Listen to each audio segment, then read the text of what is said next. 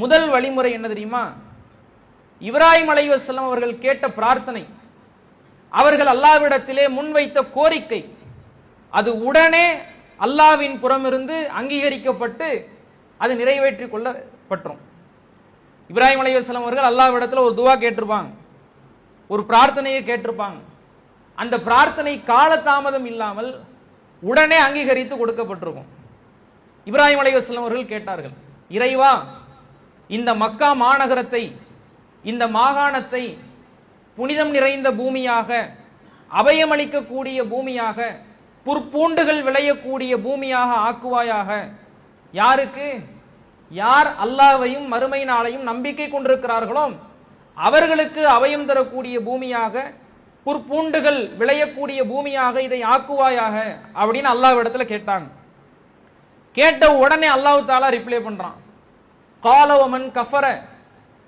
இறை நம்பிக்கை கொண்டவர்களுக்கு மட்டும் கிடையாது, மறுமையை ஏற்றவர்களுக்கு மட்டும் கிடையாது, அல்லாஹ்வை ஏற்றவர்களா இருக்கட்டும் ஏற்காதவர்களா இருக்கட்டும், ஃபஉம்மத்திஉஹு, அவர்களுக்கு நாம் சுகம் அனுபவிக்க செய்வோம், அவர்களை சிறிது காலம் நாம் இன்பமாக வாழச் செய்வோம், அவர்களுக்கும் இந்த புற்பூண்டுகள், இந்த மக்காவிலே விளையக்கூடிய விளைச்சல்கள் அவர்களுக்கும் சென்று சேரும் என்று அல்லாஹ் தஆலா உறுதியளிக்கிறான். அப்ப இப்ராஹிம் அலைஹிஸ்ஸலாம் அவர்களினுடைய பிரார்த்தனைகள்ல உடனே ஏற்றுக்கொள்ளப்பட்ட பிரார்த்தனையும் இருக்கிறது. இந்த பிரார்த்தனை அல்லாஹ்வின் புறம் இருந்து உடனே ஏற்றுக்கொள்ளப்படுகிறது. எப்படி ஏற்றுக்கொள்ளப்படுகிறது? அன்னை ஹாஜர் அலைஹிஸ்ஸலாம் அவர்கள் சஃபா மருவாவை நோக்கி விரைகிறாங்க, ஓடுறாங்க தண்ணியை தேடி. அல்லாஹ்வின் புறம் இருந்து உதவி வருகிறது. ஜம்ஜம் என்கிற நீர் இன்றைக்கு வரைக்கும் வற்றாத கிணறாக அது உலக மக்கள் அனைவர்களுக்கும் நீர் புகட்டி கொண்டிருக்கிறது. இன்னைக்கு மக்காவில் கிடைக்காத பழங்களே கிடையாது.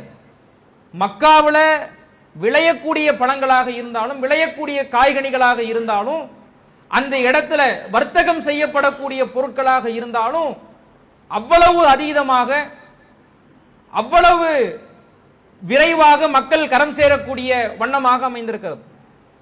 இன்னைக்கு அதிகமாக பயணம் மேற்கொள்ளப்படக்கூடிய ஒரு ஊர் மக்கா. பல லட்சக்கணக்கானவர்கள், பல கோடிக்கணக்கானவர்கள் வருடத்திற்கு சென்று வருகிறார்கள். ஹஜ் வணக்கத்தை நிறைவேற்றுவதற்காக இருக்கட்டும், உம்ராவை நிறைவேற்றுவதற்காக இருக்கட்டும், கோடிக்கணக்கான மக்கள் பயணம் பட்டு வருகிறார்கள். அப்படி அனைவர்களும் ஒன்று கூடிய அந்த இடத்துல அவர்களுக்கு தேவையான அனைத்து பொருட்களும் அங்கு கிடைக்கும் வண்ணமாக அல்லாஹ் தஆலா ஏற்படுத்தி வச்சிருக்கான். இப்ராஹிம் அலைஹிஸ்ஸலாம் அவர்கள் கேட்டார்கள், இந்த மக்காவை புனித பூமியாக மாற்று, அபய பூமியாக மாற்று என்று கேட்டார்கள்.